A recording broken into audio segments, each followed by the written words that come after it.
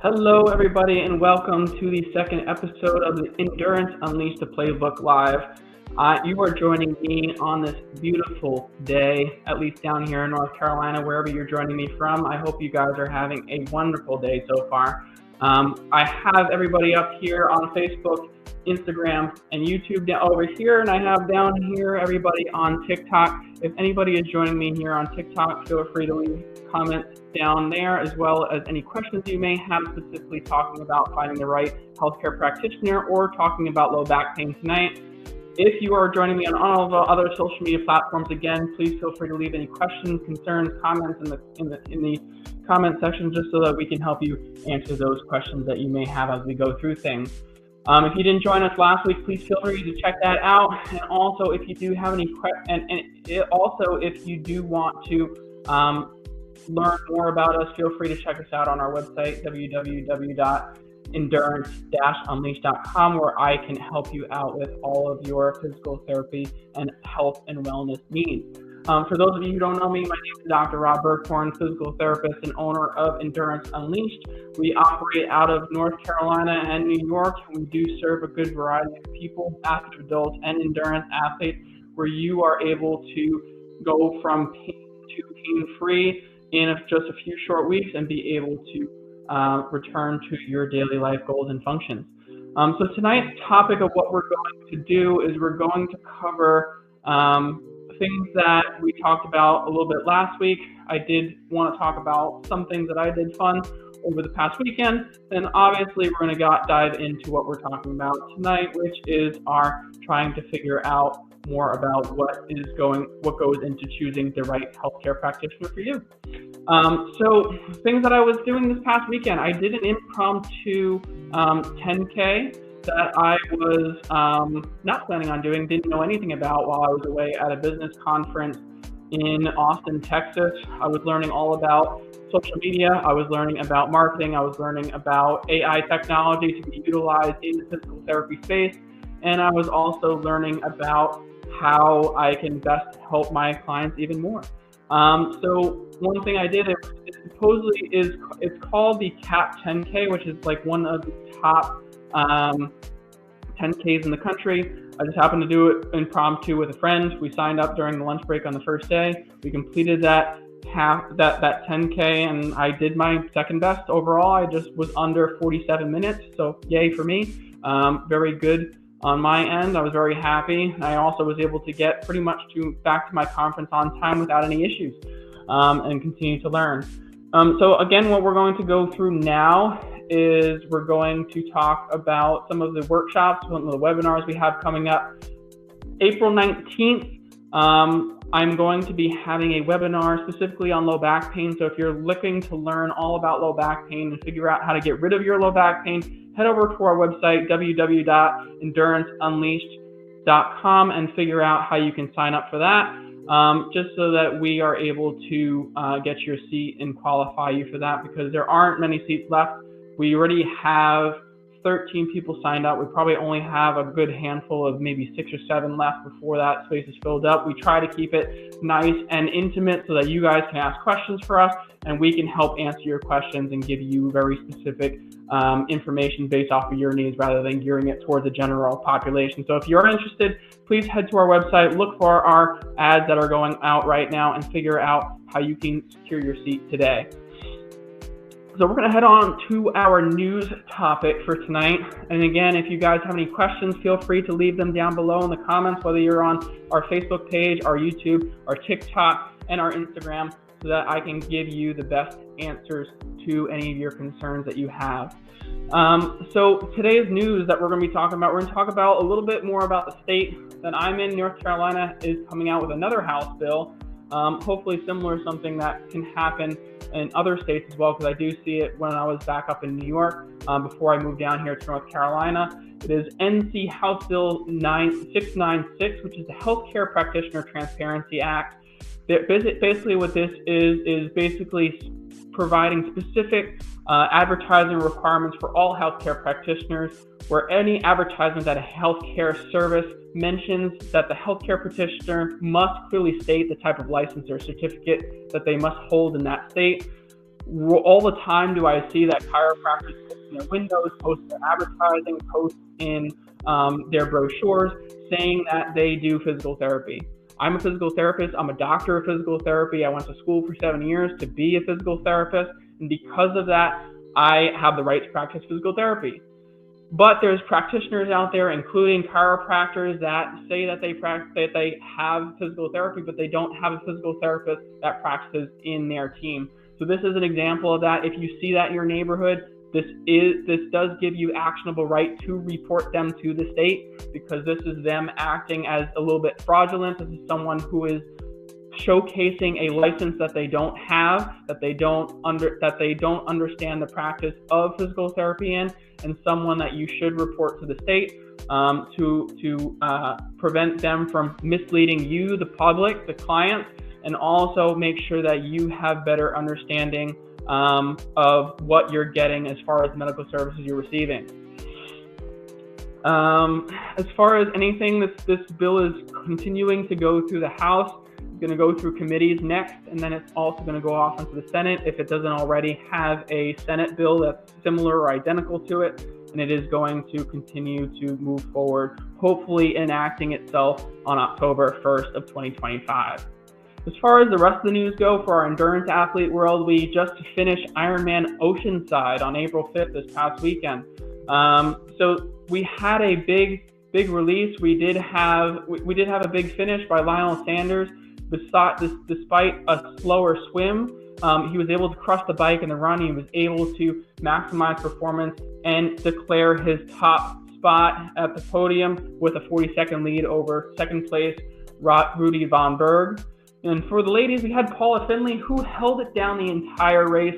She was able to hold off on competitors Danielle Lewis and Jackie Herring, both from the U.S. So it basically Ironman Oceanside finished with Canadians at the top of the podium in both the men and the female slot.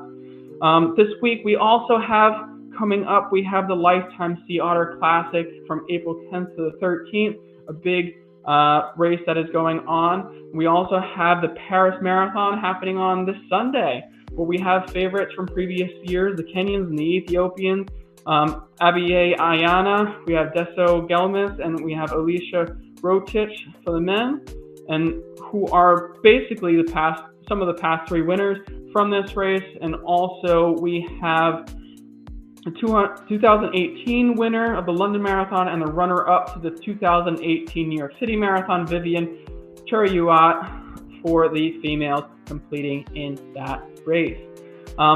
Additionally, this month, we got to keep our eyes out. We also have the Boston Marathon and the London Marathon coming up in the next few weeks, so keep your eyes out. We have some great competitors in that as well, but just to keep you guys up to speed on what's going on, I like to do that for you. So tonight's topic, we're going to be talking more about the current medical system, how it's failing endurance athletes, how it's failing our active adults, and also what you can do in order to make sure that you are getting the appropriate care that you need. If you have any questions, again, leave them down in the comments if you're on TikTok. Also, if you're on any of our other social media platforms, Facebook, Instagram, YouTube, please feel free to leave them in the comments so I can answer them live here and also get you the information you need to make better decisions about your health.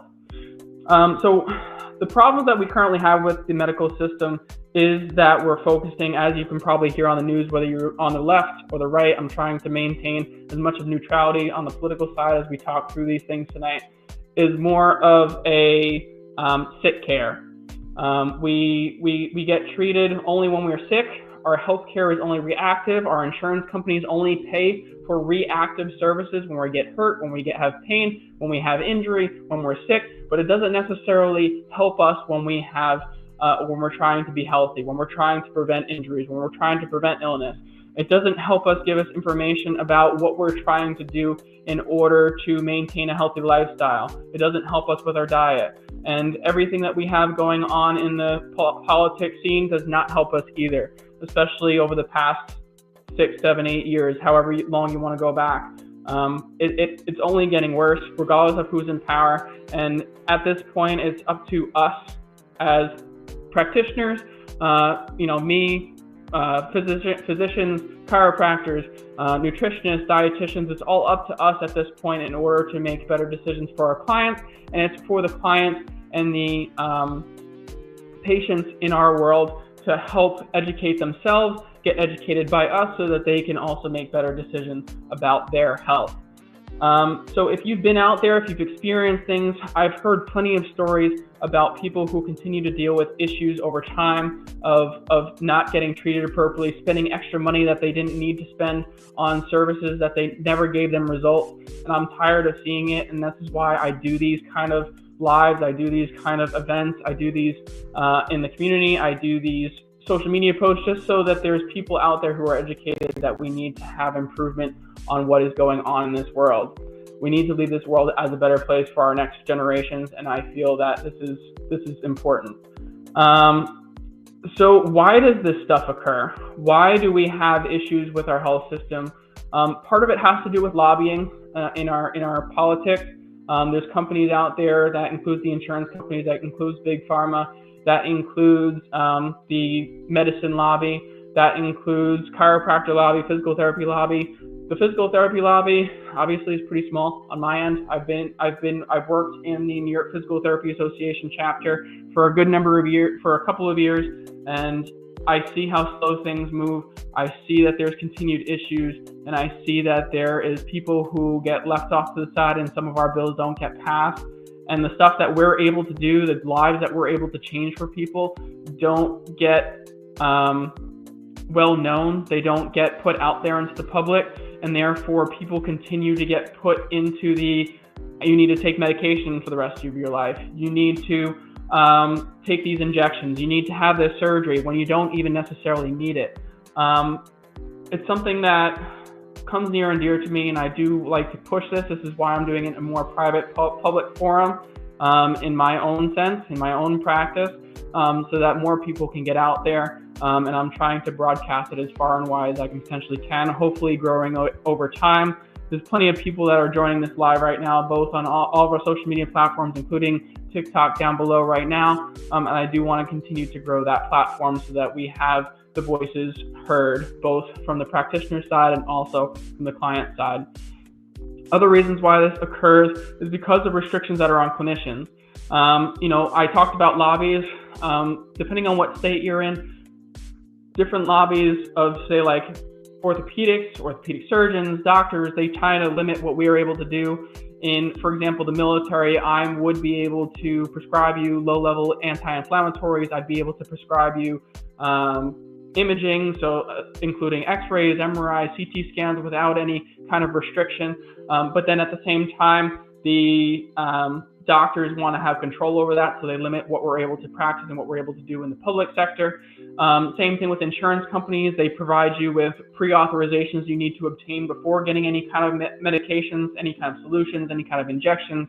They need to give you pre-authorization to get any kind of imaging. So that requires you to spend extra time waiting around for you to get yes, so that you can get coverage, so you don't have to pay extra money. But this also slows down and also makes you have to live life further with continued pain without any kind of resolution. And it also may take longer for your pain to alleviate because of that length of time that you're continuing to live in dysfunction. Your nervous system is adapting to that dysfunction, and therefore you're continuing to live with that pain. As far as continued education or reduced education of traditional clinicians, as far as the endurance athlete world, we don't necessarily get taught about appropriate running. We don't get taught about appropriate mechanics during certain weightlifting activities. We don't get taught, even in the medical side of things, if we're talking about doctors really don't, they spend maybe a day on what physical therapists do. Meanwhile, I spent 7 years on what I do, so they don't necessarily understand how much we can help some people, whether that means that you're dealing with back pain, hip pain, leg pain, calf pain, foot pain. We don't necessarily get out there as much. People don't know how much we can do, and that's why I'm doing some of this, so that people can understand and know what we're able to fix and what we're able to do. So again, if we are dealing with a practitioner, if you are dealing with some type of pain, make sure you're dealing with a practitioner who knows and understands you and feels like they have the ability to assist you. And that's what we're going to be speaking a little bit about tonight. So as far as the finding a clinician that is going to be helping you as an endurance athlete, as an active adult, you want to find that person who talks about what you do. If you are someone who plays soccer, you want to know and talk to a practitioner like a physical therapist like myself, who knows soccer athletes, who knows what goes in the ins and outs of it, the tricks that are involved, the power that's involved, the speed that's involved, the agility that's involved. You want to talk with somebody, especially for me in my practice where I work with a lot of endurance athletes, I work with high rocks athletes, hybrid athletes, I work with CrossFitters. So understanding the lifts, understanding the mechanics, understand the running form. If you're not getting that and you're an endurance athlete and you're not getting any of the checking your running form, doing activities that are specific to your sport, activities that are getting you off the table. If you're noticing that you are working with somebody who is only keeping you on the table, someone who's doing exercises that are basic, someone who is not watching you, someone who is not answering your questions, someone who is not hearing your concern, not making you feel listened, someone who is not taking the time to spend time with you and understand where this continued issue or continued pain is coming from, then we need to go and find a different practitioner. So many times have I seen in my practice, whether that's me working specifically one-on-one with someone who's been dealing with pain for years or someone who's just had something happen last week. They've dealt with practitioners in the past who they felt like somewhat of relief, but never really gave them any full relief. Specifically one person I've been posting about recently on social media was one of our recent patients, Eric. He was in and out of practitioners multiple times over a number of years, including where he was dealing with decades of low back pain, with numbness and tingling down his leg, and not getting any relief. So basically what he was dealing with, he was just getting cookie cutter services. Nobody was listening to him. Nobody was paying attention to him, just like I was mentioning. And basically he was starting to go towards resorting to more of the potentially dangerous or more leading towards a downhill spiral of solutions like harder medications, injections, and surgery, which he didn't really not want to do.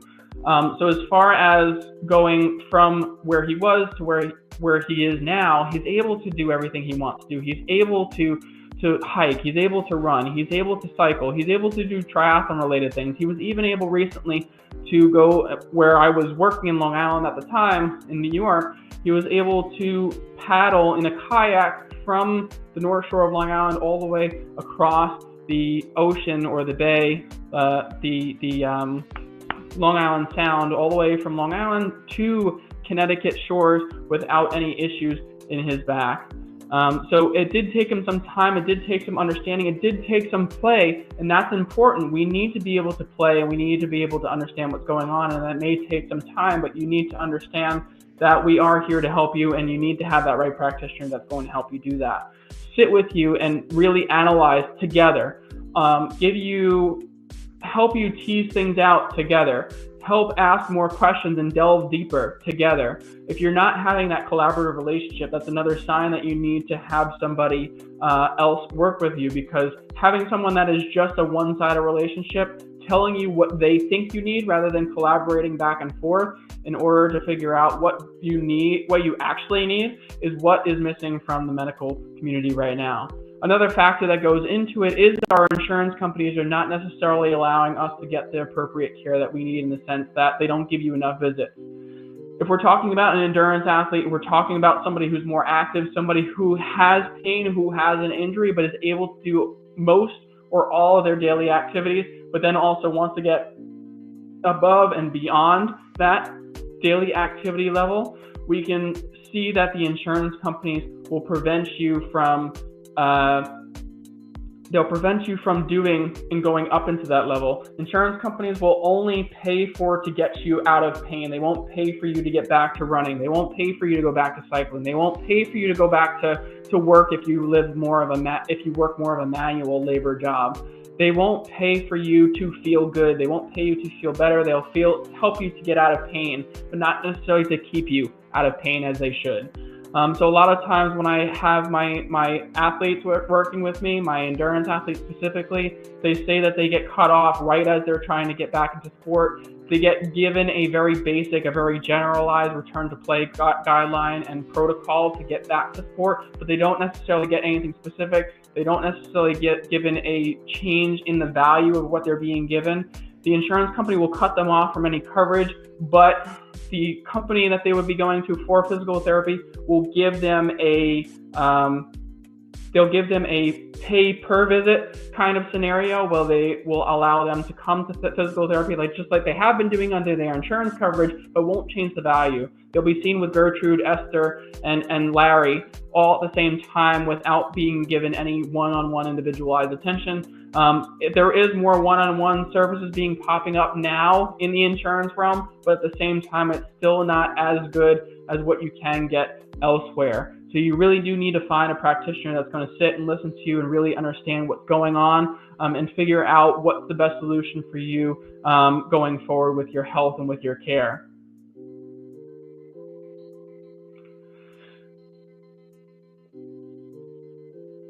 So as far as changing things up, as far as health insurance, I know that's a big topic lately, especially with everything that happened with the CEO. I know that it's been talked about. I know there is legislation going around in multiple states on what insurance companies are allowed and not allowed to do. They're going to continue to find loopholes in those things. So as long as we continue to hold our insurance companies accountable for our health, we will continue to win gradually and slowly. They will continue to try to find ways to get out of not paying for your services, but at the same time, we need to make sure that we are being diligent. We're fighting for our own services. We're fighting to be advocates for our own selves. The practitioners on our end, if we're good enough, if they're appropriate ones for you, they will fight for you. They will fight to get the services that you need, and they will help you get the solutions that you need, regardless of whether your insurance company is in the conversation or not. As far as getting to the right practitioner, again, like I've mentioned before, we need to have someone who's going to sit and collaborate with you and has the time to be with you. If you have a clinician that's working with you, giving you cookie cutter services, that is only focusing on the table, focusing on small home program stuff, you're not getting advancement in your program week to week. If you're not getting very personalized approach, if you are not getting any kind of manual therapy or any kind of additional thing to help correct any kind of biomechanical issues, if you're not getting any kind of tissue management to help with healing processes, whether that's using my hands to assist with that or using something like shockwave, stem wave, any kind of laser or red light therapy, if we're not getting any of that kind of stuff, then we may need to see a different practitioner.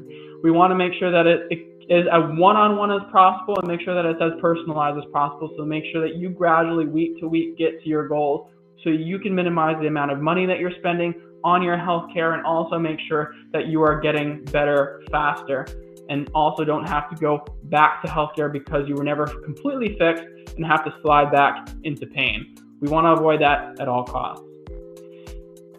So do your research, find one-on-one physical therapists, find one-on-one practitioners, find personalized approach, solution-based physical therapy, solution-based medicine, functional medicine. Those are all keys. Holistic medicine, holistic physical therapy. All those things will be tidbits and things that you can put into your Google searches to help increase your ability to find the right practitioner for you, rather than just putting in physical therapy near me like most people tend to do. So that's it for our main topic tonight. I hope you guys understand that is going to be a little bit helpful for you. If you do have any comments, please feel free to leave them down here, especially if you have any questions or concerns. I'm looking right now through TikTok to see if there is any questions real quick before we continue to move forward.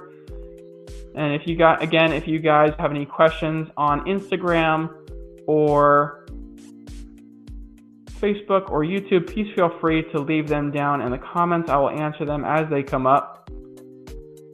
We don't have anything going on TikTok right now. Cool.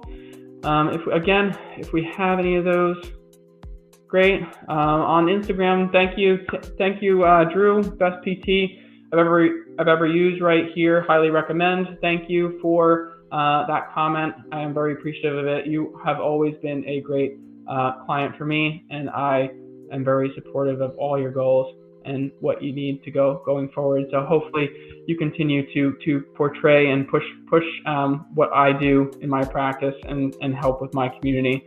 But what we're going to do now is we're going to move over to the Q&A. So we did post on our social media prior to this live to answer some questions. So some people did leave some questions. We don't have many. So again, if you have any questions, please feel free to leave them in the comments, and I will answer them gladly for you. So let's get on to it. So for our first question is from Kimberly. She says, I have been in and out of PT. I've seen multiple practitioners for months. I've had injections, I've had medications, etc. You name it, I've tried it. What can I do to find the cause of my neck and back issue? And Kimberly, obviously this is a very good question, and obviously I would need a little bit more information about like what specifically is going on. But this does fall in line with what we were talking about before with our topic. You do want to find that practitioner is going to help you. Obviously, you found practitioners that didn't give you full answers. I did happen to speak with her a little bit, if I'm going to be fully transparent with this, after I did receive this question. She's currently going through and she's on delay right now with some of her care because she is trying to find one practitioner that's going to actually give her a cause for what is going on, but also she is in between visits on specialists because there is such a wait list to get to see some of these specialists, that she is currently just living life with pain, which you shouldn't have to do. There are plenty of people out there. There's hundreds of thousands of people out there dealing with pain, especially low back pain. There is research showing that at least 80% of people in the U.S. deal with back pain at some point in their life.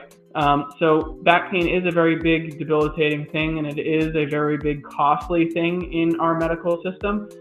If we focused more on the prevention of low back pain and we focus more on the maintaining a healthy lifestyle rather than focusing on reacting to low back pain starting, we would be much better off. We would have much lower healthcare costs, and we would be able to better understand and be able to better function as a society by having lower back pain be eradicated. I know, Kimberly, you've been dealing with more of that neck pain, and I understand that. I feel for you.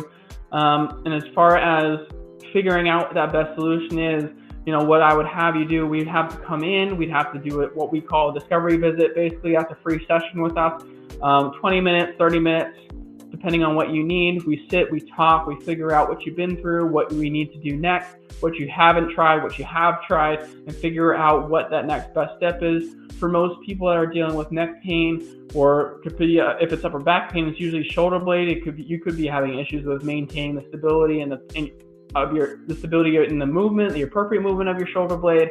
Therefore, we may need to adjust how you're moving. If we're having any restrictions within your shoulder mobility or even your shoulder blade mobility, we may need to adjust that and improve that. If you're dealing with any kind of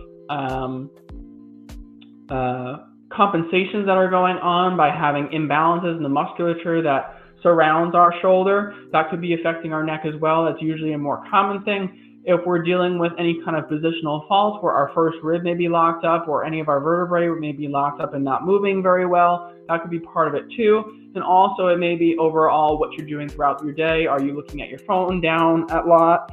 Are you at your computer a lot? Are you using good posture when you're doing things? Are you maintaining inappropriate posture for long periods of time? So we'd have to bring you in, dig deep onto what's going on and really figure out what we can do in order to figure out not only what is going to work, but what hasn't worked in the past so we can avoid repeating what you've already tried.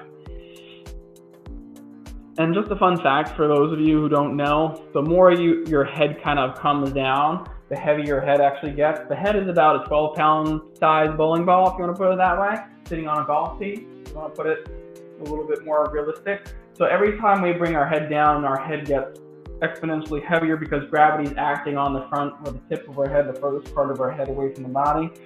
The further our head goes down, it can go up to about 60 pounds of pressure on our neck and the muscles on the back of our neck. So if you are dealing with any kind of neck discomfort, neck pain, we want to avoid doing too much of that looking down posture all the time. If anything, we're doing like more of a chin tuck where I'm still looking down, but I'm creating somewhat of a double chin. So some of you may not like that, but at the same time, it's going to save me from getting any kind of extra neck pain by continuing to look down as I work on my phone.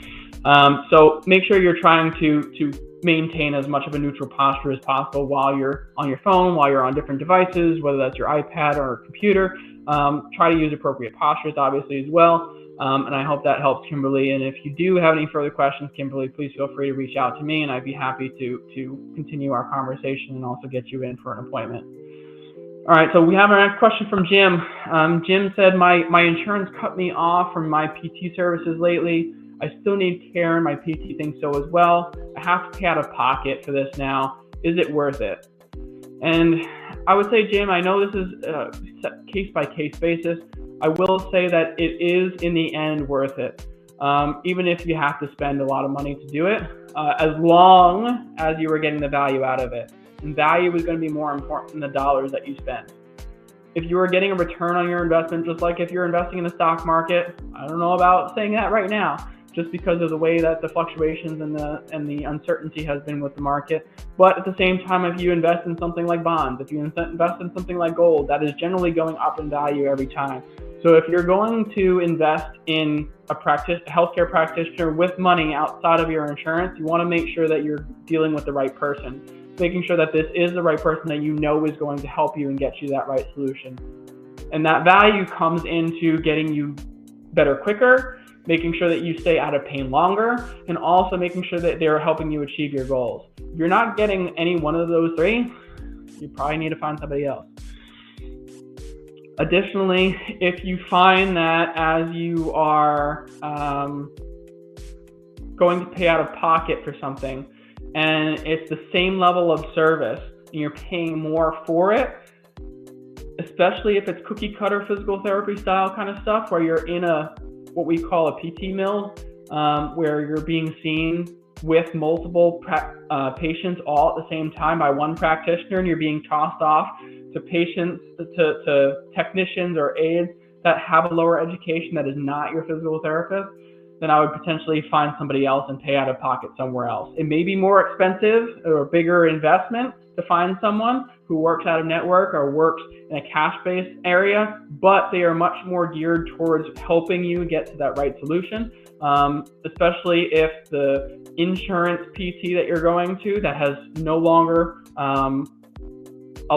where the insurance company is no longer allowing you to use your insurance-based coverage, if they're not changing the way that they're treating you because you're paying private now, then you may not want to find somebody else. I know it's something that you don't necessarily want to do, especially if you developed a good relationship, you have a good rapport with them. That's always not the best scenario that you want to have happen. But if you continue to pay out of pocket and you're not noticing much significant improvement after you switch to paying out of pocket, you're not getting your value, you need to change that practitioner. So please, if you want to talk about this more, feel free to reach out to me more. We can talk about it, see how I can help you. If you are dealing with the struggles of whether this is appropriate value or not, you want to hop on a call and discuss like your current situation, feel free. I'm not going to sway you one way or the other. I just want to give you the facts of what's going on specifically in your case and see whether it is best, because I would rather you continue with somebody who you have a relationship, who you can continue with. But if you're really not happy with, despite their wonderful personality, that you're not getting results, then maybe we need to work your way over towards someone like me. So our next question is from Carrie. Carrie says, how frequently should I be getting my running form checked? I have heard many things online, but I'm not sure. I don't have any current issues, but would like to prevent them in the future. So Carrie, that's a very good question. Something that pops up all the time for me. People are always concerned, in the endurance athlete world, specifically in triathlon, people are getting their bike fit checked more regularly than they're getting their running form checked. This should be something that is more regular, especially since most of the injuries in triathlon, if you are a triathlete, are from the running component. just because of the pounding and the effort that goes into our running. If you are just a runner, then I understand where you're coming from, and this is something that you want to get checked out. I would suggest, at a minimum, getting checked at least once a year. And this is just like you're getting a tune-up for your car, like a generalized tune-up for your car, not necessarily get your oil change where you get it every 5,000 miles or so. This is something that you are going to get checked once a year based off of the goals that you're trying to do, whether you're trying to increase distance, trying to improve your performance. We want to make sure that you have the right tools. So if you're trying to increase your distance, you want to make sure that you have the appropriate stability, you have the appropriate muscle endurance, so that your body is able to tolerate the increased stresses and strains you're going to put on it based off the increased mileage you're going to be doing month to month, year to year. If you're someone who's trying to improve your performance and trying to get faster, you want to make sure that you not only have the strength to do so, but you want to make sure your training plan is built out to do so. And you also want to make sure that you have the appropriate power production and speed to be able to do so. And therefore, by working with someone like me, a physical therapist who understands runners and understands endurance athletes, you're going to get a better idea of what form adjustments, even if they're minor tweaks that we need to make, and also tweaks in your training plan that we may need to make, and also maybe coming in for a few sessions to understand what the outside of your running training, your strength training, your power training, your speed training will have to incorporate for you to be able to achieve the results you're trying to do. We're not, as physical therapists, we're not someone who just helps you get out of pain. And that's one misconception that is seen by the public, outside of still not knowing majority of people what we actually do as physical therapists. We help you prevent injury, we help you with injury, and we help you improve your performance and efficiency. So if you're trying to do things and accomplish goals, we're here to help you. So feel free to reach out to us regardless of what you're dealing with. If you have a physical goal and you want to get there, especially if you have comorbidities like previous injuries, we're here to help you. We're here to help you avoid any future stuff popping up. Next question is from Jerry. So Jerry says, is 8 weeks enough time to prep for a race? I have been exploring a number of different races and I would like to get started somewhere, but I'm not sure how to specifically go about this. Help! So Jerry, that's a very good question. I noticed that you didn't put what kind of race you're doing in here, so that it's going to really depend on what type of race. I will say it also depends on what level of performer you're at. So if you're somebody who's just getting started versus someone who's very experienced in your sport, it's going to be very different depending on who you are. In regards to speaking about specific races that this would be appropriate for, if you're 8 weeks and you're just getting started in a 5K race, a 3.1 mile race, 8 weeks would be enough. That's something where you can start out as a run-walk series and you can progress into running straight through that. And you don't necessarily have to worry about any potential kind of risks of injury or whatnot, as long as you continue to progress. The market standard is about increasing your mileage or increasing your intensity or increasing your volume of your running by 10% every week. But that is dependent on how you feel, how what your training looks like to begin with, what your path looks like, and also depends on how you tolerate the activity itself. If you go through that week and you're going to increase your performance, whether that's mileage or whether that's intensity, by 10%, we may need to see how we feel from that week. If we're feeling very fatigued, if we're feeling very tired, we may need to take a little bit extra break. We're maybe not increasing, we're maybe increasing only 5%. So we need to focus on how we're feeling also, rather than focusing on the market standard of increasing intensity or volume by 10%. We're not doing both at the same time. It's either intensity or volume. If we're talking about 10K or a 6.2 mile race, and we are someone who's relatively experienced, has done a good number of 5Ks, I would say 8 weeks is probably appropriate as well. If you're someone who's starting brand new, you may be able to get away with it. You may be walking some of it, and that's okay. As long as your goal is to just finish a 10K. But if you're trying to run through and do your best, then we may have to talk about where we need to modify, or we may need to come up with a very specific plan and really pay attention to how we're feeling as we're going through that plan to get there.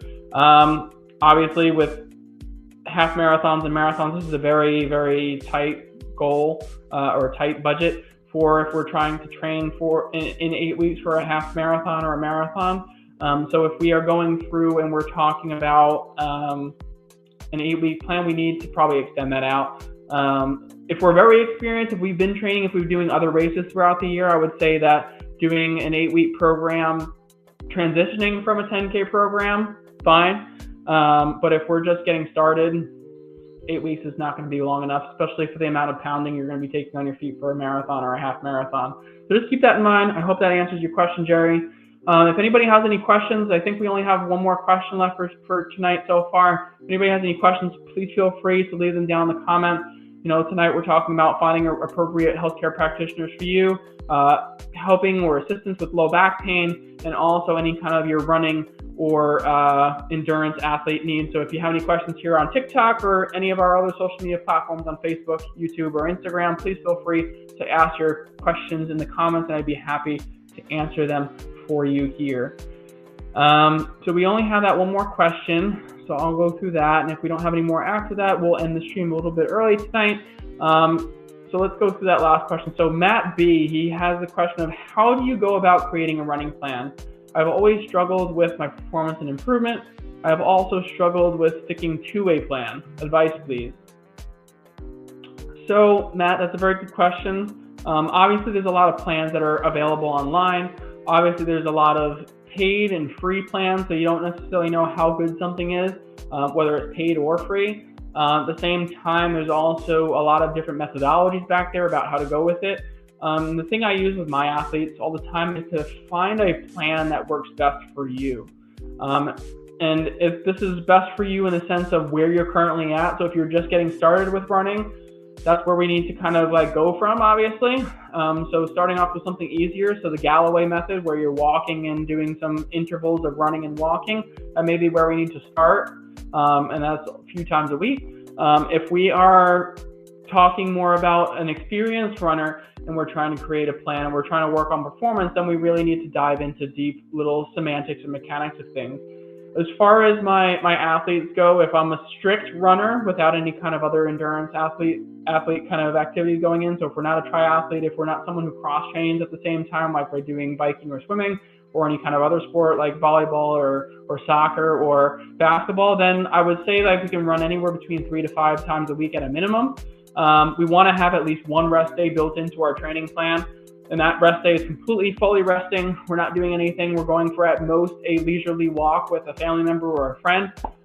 We want to make sure that if we're doing some kind of running or some kind of training for a day, we break those 3 to 5 running days into at least, if we're doing 3 days, we're doing 1 easy run, we're doing 1 longer run, and we're doing 1 fast run. If we're doing 5 days, we're doing at least 2 easy runs. We're doing a hard day, we're doing a moderate day, and then a long day. And that moderate day somewhat counts anywhere between another moderate or a hard day, depending on what we're trying to train for, what we're trying to accomplish, and the intention of that day. If we're getting close to a race and our long run is supposed to mimic what our race is supposed to be, but at a slightly lower intensity, then that's going to be a harder day. But if we're doing more of a slower, longer run, then it looks more as a moderate kind of day. So as long as we have that built in, that's kind of where we need to be.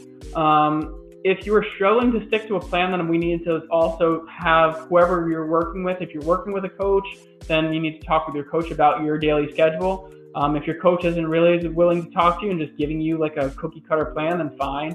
If you're just buying a cookie cutter plan online, then that also makes it a little bit difficult because you can't necessarily change it too much, or you don't necessarily have that flexibility within your schedule. So if you're working with a coach, if you're trying to find a more personalized plan that you can work from, we do offer that at Endurance Unleashed. We do try to provide you as personalized approach as possible with everything you're trying to accomplish. So we take into factors your lifestyle, your environment. So if you're somebody who has to work out at night, we try to factor that in. If you're someone who happens to work out, who needs to work out on a treadmill because of either weather conditions or because of family matters where you don't really have much time to travel back and forth or travel a lot between the track or to get to a trail or whatever, we try to make that and fit into your schedule, your environment, your family needs, just so that we're able to make sure not only you can stay consistent, because that's what's going to be the most important with any kind of training plan, but we also try to make you be successful with your goals as well. One example, I was working with someone who strained his calf and had New York City Marathon in 6 weeks, and he hadn't ran for a month. Not only was he able to alleviate his calf pain, but we were able to get him to PR his marathon, his half marathon, his 10K, and also somehow his 400 meter. And he was also time restricted in the fact that he loved to surf. He liked to cross train, so he biked at least 2 times a week. He ran 3 times a week with us. He weightlifted 2 times a week. So I factored all that in when going into the training. He is someone who was, I think, single at the time. He didn't really mention it. But we factored that in as well. And also his work lifestyle. He was a little bit flexible on that. So we factored all that in when we were trying to get him to do his training plan. And he was able to be successful. So this is all stuff that we go into. This is all stuff that we try to focus on. And then whatever training plan you are trying to find, whatever is the lowest bar for you to stay consistent at is where you need to focus on. So I understand being struggling, especially if you have a busy lifestyle. But if you are dealing with that busy lifestyle, if you are struggling with trying to stay consistent, consistency is going to win overall in regards to motivation. So whatever it means to you to just even get out there and run a mile for the day instead of running the 2 to 3 that you need to, if you're trying to run a 5K, running that 1 mile is just going to help you stay consistent and keep your training effort there. If you're shortening something, for example, on like an easy day, then maybe like you can also split up your workout. You do 1 mile in the morning, 1 mile in the afternoon. That's okay. You want to get the miles in, you want to get the time under your feet. You want to make sure that your bones, your muscles, your joints, your ligaments are able to tolerate the stresses you're going to put on your body. So we want you to stay consistent with your training plan so that you are maximizing the goals and also the results that you're getting from your training. So I hope that helps with you, Matt. I hope that helps you understand a little bit more about what you can do. If you have any questions about your training plan, please feel free to reach out to me. Whether that's on social media, whether that's on our website, or whether that is on in our email, please feel free to reach out to us at Endurance Unleashed. We'd be happy to help you out and get you the answers that you need, especially if they're more specific, or if you want to work directly with us to give you your running coaching and your training plans. We're here to help you out. So I'm going to look real quick before we close out tonight. To make sure that we don't have any more questions. Again, if you have any last minute questions here on TikTok, or if you have any questions here on Instagram, Facebook, or YouTube, please feel free to leave them down below. Be happy to answer them for you and go from there. But otherwise, if you guys don't have anything else, I'd be happy to continue to discuss anything else you may have. But otherwise, we're going to close out for tonight because I don't see anything else coming through. If you guys do wish to figure out or learn more about a specific topic, please feel free to reach out to us on our website at www.endurance-unleashed.com. Feel free to email us at info@endurance-unleashed.com. Feel free to reach out to us on any of our social media platforms, or please feel free to discuss with us on our phone through 919-516-9050. We'd love to talk to you and figure out how we can best help you with your needs. As far as topics for next week, what we're going to be going over is marathon training, the ins and outs, and why it is more than just about the running. So please feel free to tune into next week, 6 p.m. Eastern Standard Time. We'll be going live and discussing everything about marathon training, especially since marathon season's coming up, with the London Marathon and the Boston Marathon coming up in the next couple of weeks.